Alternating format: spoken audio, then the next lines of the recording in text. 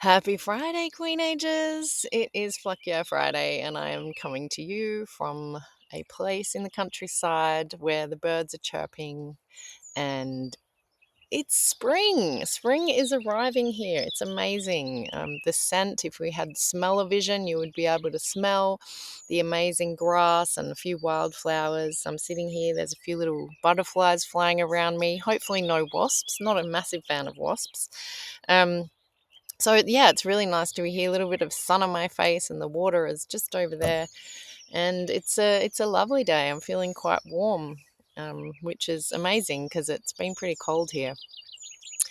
Today I am landing here, wanting to speak to you about a few different things that has been on my mind. And one of the things is that I am doing a read along with a fantastic group of people, and I'll drop the link in the notes here. I think we're kind of at the end of this read along, but it's something that you could join and look at the questions and the journal questions and the discussions under it whenever you want.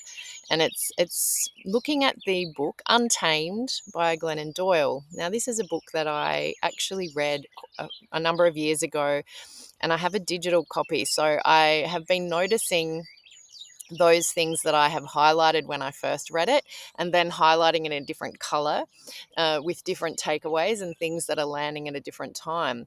The glorious thing about rereading a book, particularly like this one, that addresses so many of the things that I feel that are so important in our society, in this system that we live in, is that if of not of our own making. We have not developed this system, us as women. It doesn't serve us. It doesn't value the things that we value. And so we try to fit in.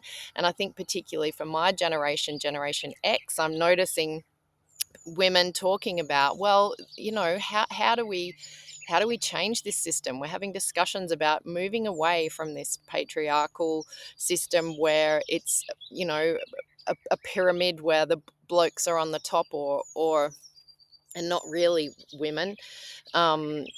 Traditionally, and we're wanting a place that is more communal, a place that cares for everybody. And there's a reason why the program of supporting women and giving women money means that the community is supported, because they know that if you're giving men the money, then the community isn't supported. So it has been an interesting reread, and I'm really enjoying it again. That unlearning of the conditioning that we have is such an important process. And of course, every time you read something, you gain new insight. So that's been the joy.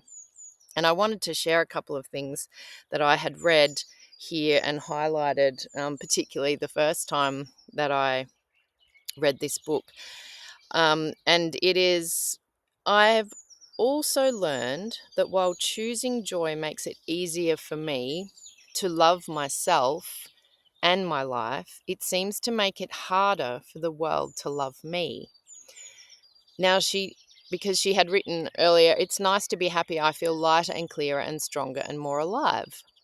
But the happier that she noticed, the happier she becomes, the happier her children become, and she's unlearning everything that she was trained to believe about motherhood and martyrdom and putting yourself last and putting everyone else first. And you will have heard it before, putting on your own oxygen mask before you help others. And that's good in theory, but most of us have never actually been in a plane crash. So it can feel really hard. You know theoretically what that means, but the practice of that is completely different. And I wrote a piece this week about play when things are really difficult, when sometimes you're not feeling like play is accessible to you. And that's where the glimmers come in, the small, momentary, split second things that light you up a little bit. It's not about feeling ecstatic all the time. When you're going through really heavy times, that's really difficult. And I shared a little bit of my journey in this piece that I wrote. And I've had the heaviest of heavy times, but it was really those small things that kept me going, as well as the mantra of waking every day. Today is a new day. You never know what hope. putting it out there, the intention that it could be positive, and you don't know what will happen, that good things can come to you even in the dark times. So the glimmers you notice a little bit more.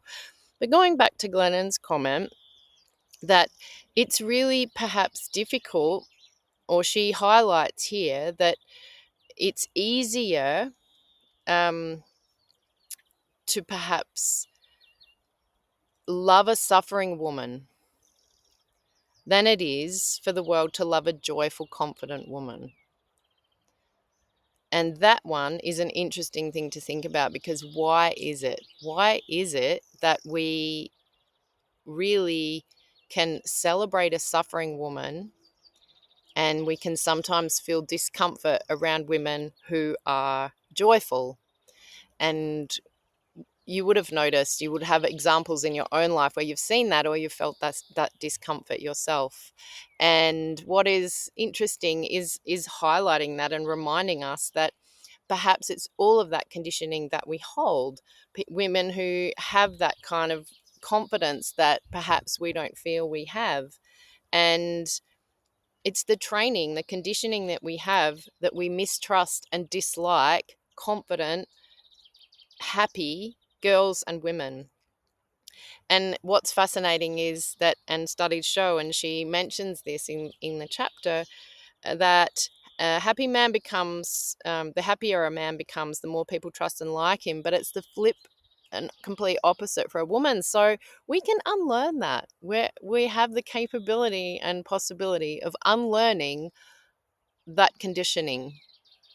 So I love that. I love that we are able to, and it feels like the women that I'm connecting with, and men, there's a few men, but mostly women, that we're unlearning that conditioning and that way of existing in the world, in a society and in a system that we did not make. And we have to question, how did this happen? How did we come to be? How did we come to this point where now we're unraveling, unlearning, and deconditioning, and to make the world a better place? It's a big thing, but why not? You aim high. I think that's important.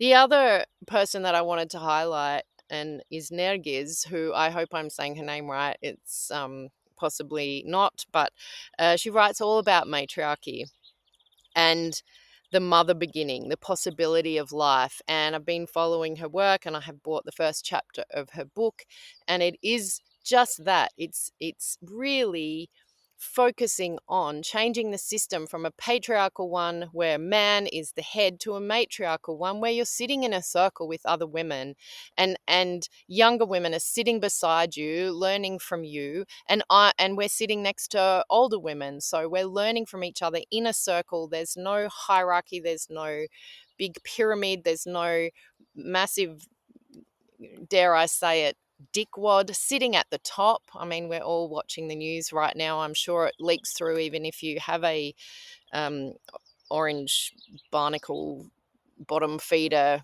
free zone, it still leaks in. So we have this happening in our world, whilst we're also knowing that there's a way of moving forward, and a way of existing that is not what we have now. And it's up to us. It's up to us to move forward and connect with each other and make sure that we are walking in a direction that we want to be, and sitting in a circle with those people who are really amazing. Now, I have an incredible course that's starting tomorrow. If you're watching this later, we're starting on Saturday. You can actually jump in if you are only finding about this now and it's after the fact. You can still jump into the course. It's actually part of my membership, so you will be able to participate in the course, and it's really about me holding space for you to do a little bit more of a dive into perhaps where you're sitting in the world, how you're feeling, connecting with yourself, and developing some kind of practices that are maybe daily. We're hoping for daily, and sometimes that doesn't work because life gets lifey. Life is is lifey. I know. I'm I'm also living life too, and it's that perfectly imperfect. We're not about perfection here. We're about showing up when we can in whatever way we can. So, this is a gentle course. It runs over 6 weeks, and we'll be exploring some different things. There'll be a live component, including me going live on Zoom, and the recordings will be put up in your course portal. And it's really a gentle way of kind of, yeah, holding yourself to account, which is important, but me holding space for you, which is something that I do really well. I'm really good at holding space, really good at listening. So hopefully that's something that might be of interest to you. I've called the course The Queen Age's Calm, and it's got a little subtitle in brackets, because rest is resistance, and it is resisting that system that we're in that says that rest is not allowed and we have to be productive all the time. What a crock of shit. So this course is all about resisting those systems and having rest as an integral part of life, and that it's important and that you don't need to beat yourself up because you need rest.